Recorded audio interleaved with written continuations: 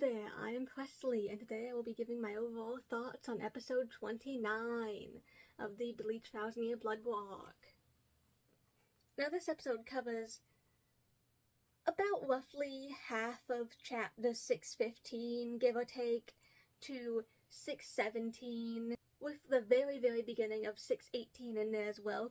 Now, we got so much new stuff in this episode, it was crazy. I was very happy to see that one of my main issues with the 1000-Year Blood War arc from the manga actually was kind of improved a decent bit in this episode. I felt like Captain Ukitake didn't really appear enough in the 1000-Year Blood War before, his ultimate sacrifice that we got to see in this episode adapted. And that's always been a bit of an issue with the 1000-Year Blood War for me personally. I kind of felt like we just didn't get to see enough of him. So I was really happy to see that we got so much stuff added for him in this episode, before his big sacrifice, obviously.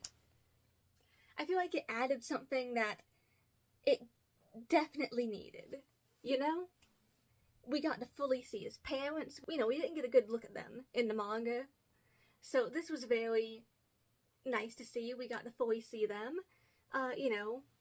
We got to see, very young, 3-year-old Ukitake. We got to see a bit more of him in his adolescent years. Then we got to see him during his time in the academy. We got to see his first meeting with Kyoraku. Overall, phenomenal stuff. We got to see him talking to Central 46 after Kaien's death. We also got to see him talking to Unohana before she went off to, fight to the death of Kenpachi. And I loved it. I loved how much Ukitake stuff we got added. He's definitely up there as one of the captains I really like, so I was very happy to see him finally get a bit more. It's always nice to see. And of course, Ukitake is making this sacrifice because, the only reason why he's still alive, despite his illness, is because of the Soul King's right arm.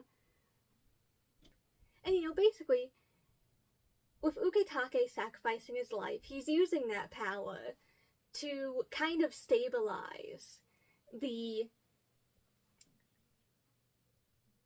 instability between worlds right now. It's not a permanent fix, but it's a temporary solution, and it's the best they can do right now, obviously. But, this is a devastating death, obviously.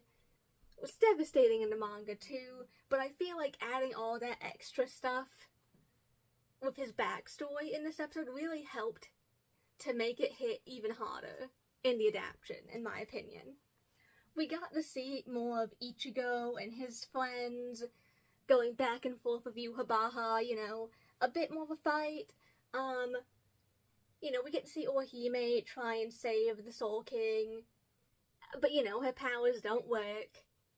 We get to see a scene that a lot of people have been looking forward to that read the manga, which is of course Aizen being released from Mukin. We get a bit of his back and forth with Kyoraku, Kyoraku letting him out. The ending poem is another new poem, excitedly enough. And it is, of course, by two characters this time. It is from the perspectives of Ichigo and Uryu. And that's of course exciting, obviously.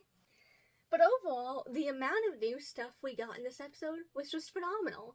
I loved all the new Ukitake stuff. Fantastic. May he rest in peace. Well, I'm going to end the review here. Thank you so much for watching. I'll see you in the next video. I hope you have a fantastic week. Bye.